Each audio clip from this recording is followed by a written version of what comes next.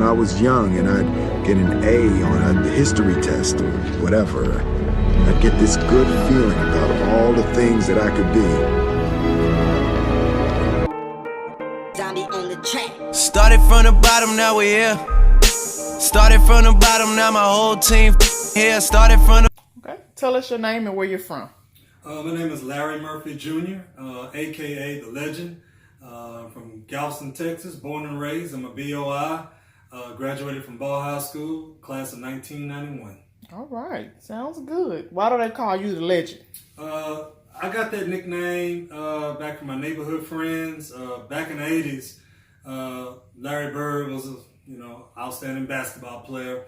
And so, he's white. I'm light skinned, so my friends, they kind of like, that's how they kind of associated me with Larry Bird. I had a decent basketball game. So anyway, they would call me like Bird or Larry Legend because that's what they call Larry Bird. So that's how I kind of got the nickname. But over time, I kind of embraced the nickname because of the, things that I went through, things that I've accomplished, my experiences, the knowledge and wisdom that I've gained. So I just kind of stayed with me being the legend. So it kind of had two different meanings. All right, Legend. So tell us a little bit about your upbringing and your family. I came up in Galveston, obviously in a two-parent home. My parents were very supportive on every level, and I got two sisters, twin sisters, one brother, and they taught me. They instilled in me a strong work ethic and family values. We ate dinner together at night. We watched TV together. Watching the Cosby Show and stuff like that in a different world. And we did a lot of things together. Went on family vacations. And so with that type of upbringing, I convey that over to my children. I want my children to experience that. I just feel like it's really important to be there for my children and to provide those experiences and support them in everything that they do. That's good. I like that. So, creating a talk show was not easily, obviously. So, combining different personalities, how do you all come together to come up with the Upper Room? This whole project, this whole event just really happened magically. Otis is very experienced in social media. Otis would go to different events around the county and he would be recording it and reporting it. And so, I would organize a domino tournament and Otis would come over and he's recording it and he's reporting. And I just liked the way he did that. So, I kind of wrote a book and I wanted to kind of get my message out, as far as like helping people and this and that. And so I went to Otis and pitched him the idea about, hey man, we could do a podcast together, with his experience with the technology and the social media stuff. And, my ideas about how to, doing a podcast and putting my message out. I thought it'd be a great idea. He was for it, and so a week later, Cleve came to him with the same vision, same idea. The difference is he wanted to do a radio show. And so, Otis kind of caught in the middle. He was like, man, I had just came to him. He told Wes to talk to me. Wes came to me about the idea. And I'm like, yeah, man, let's do it. We all put it together, and it's just so funny. We all got different skill sets that naturally come together and just really make this a good show. Okay, seems like that's something that was meant to be. Okay, so tell us, what do you bring to the Upper Room? I bring, I'm real laid back. My personality is real laid back. I bring a dry sense of humor.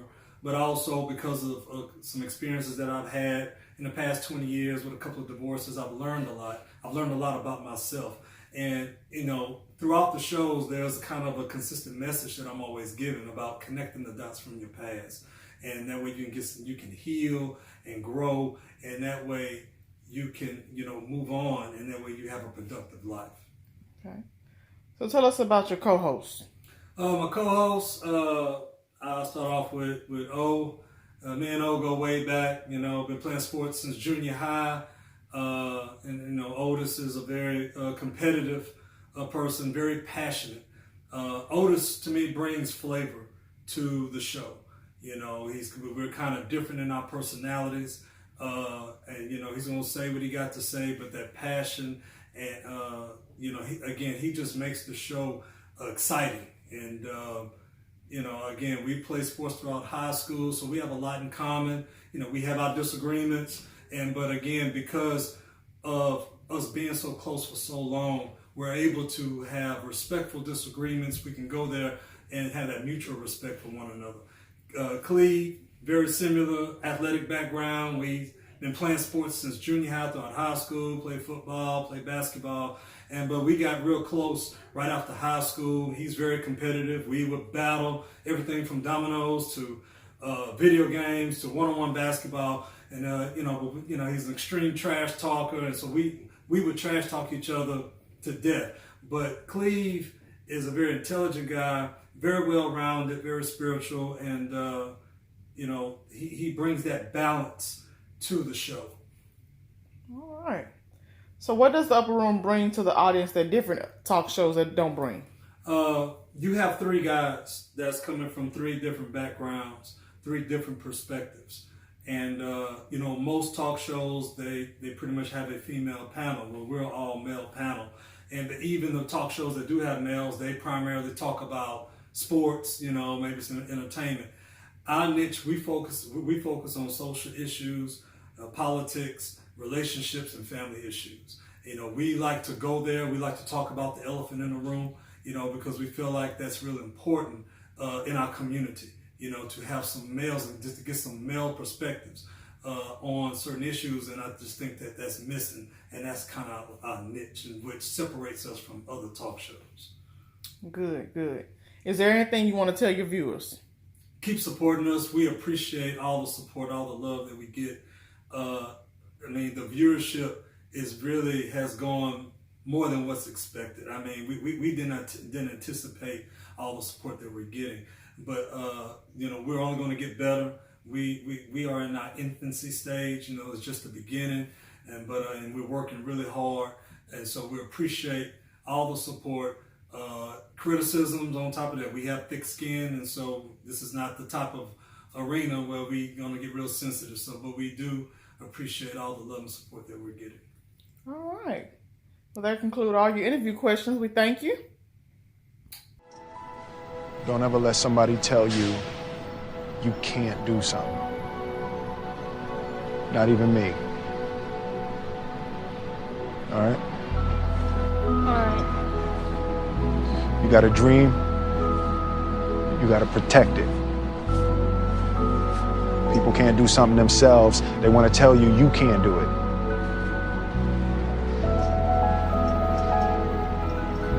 You want something, go get it. Period.